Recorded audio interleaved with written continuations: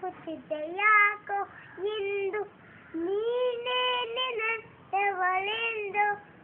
ಮಾಯದ ಲೋಕದಿಂದ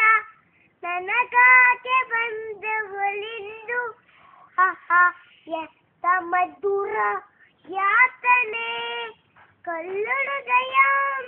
ನಂದ ಹಾಗೆ ಕುಂಬನೆ ಅನಿಸುತ್ತಿದ್ದೆ ಯಾಕೋ ಎಂದು